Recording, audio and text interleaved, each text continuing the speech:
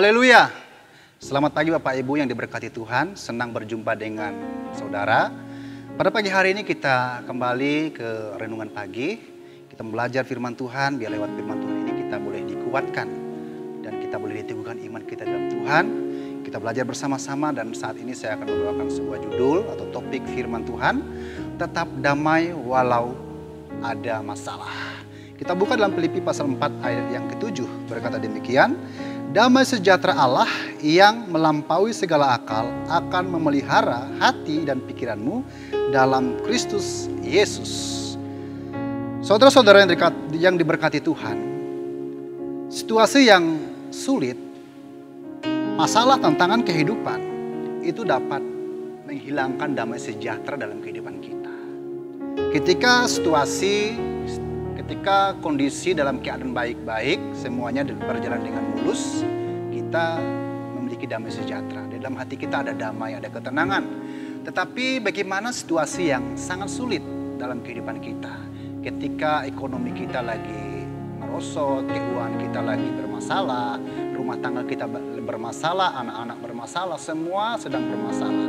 Bagaimana suasana kebatinan kita? Apakah kebatinan kita atau suasana jiwa kita masih ada damai atau tidak? Di sini kita mau belajar bahwa walaupun situasi masalah yang sangat rumit yang kita hadapi, kita tetap memiliki damai. Bagaimana caranya supaya kita tetap ada damai di dalam hati kita? Kita mau belajar menerima setiap situasi yang kita alami. Kenapa? Setiap situasi, setiap keadaan dan kondisi yang kita alami, yang kita lewati, itu semua pasti ada, di balik semua itu ada rencana Tuhan.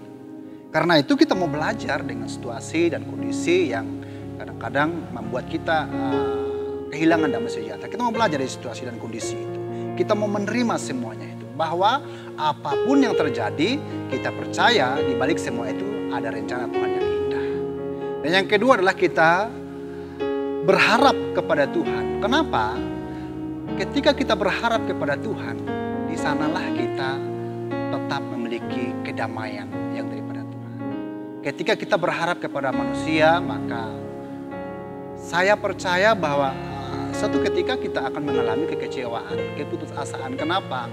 Karena manusia pada dasarnya tidak bisa diandalkan dalam kehidupan kita. Bahkan di dalam Yeremia 17 ayat yang kelima berkata, terkutuklah orang yang mengandalkan manusia. Kenapa? Karena memang manusia itu adalah terbatas adanya. Manusia tidak bisa dipercaya. Hari ini berkata A, besok bisa berkata B. Hari ini dia bisa bersifat seperti baik, mungkin hari besok dia sudah tidak baik lagi.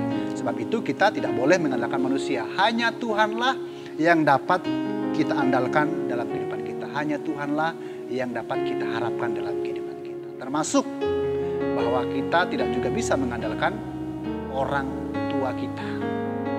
Sanak saudara kita, famili kita tidak bisa diandalkan. Semua itu akan berubah seketika.